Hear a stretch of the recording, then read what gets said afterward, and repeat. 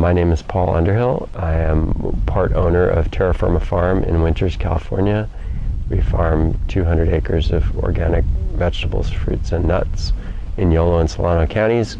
We've been in business for over 25 years.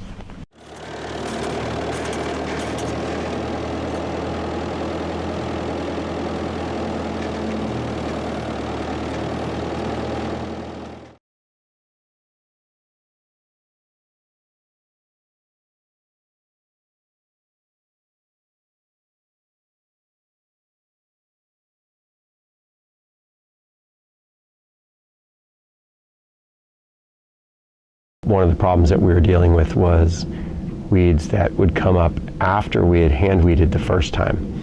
And I don't consider it to be economical, especially not anymore in California, to hand weed most crops a second time and make the difference between making money and losing money on the crop. The first crops that we tried solarizing with were carrots and beets, and specifically carrots. Our entire carrot production this year was solarized. Things that I learned about solarizing is that because it is especially useful at controlling weed seeds that are dormant in your field, that it's a particularly good application for crops that are going to go from one weed season into the next. And the example that I use is beets that are planted later in the fall,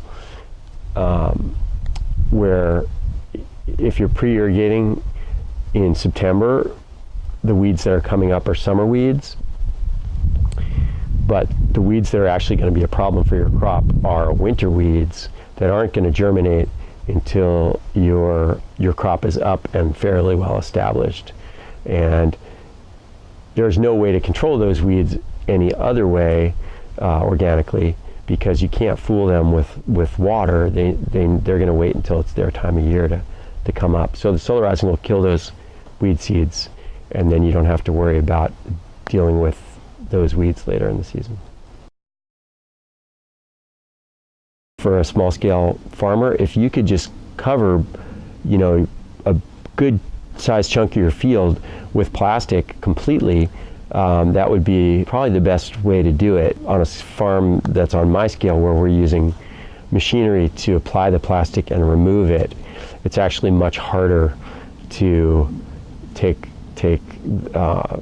make sure that soil doesn't go someplace where you don't want it to be, basically. If you are growing crops that are applicable to hand weeding, there's a lot of people in certain areas now that are harvesting salad greens with mechanically. That's not something that we do. I've always worried too much about the weeds. If you were doing that already and you have a high weed pressure, this would be a great way to go, because you would be going into a completely weed-free bed top. For us, it's just made me a lot more optimistic about some of the direct seeded crops that we've been growing going forward into the future of higher wages and less labor availability for California.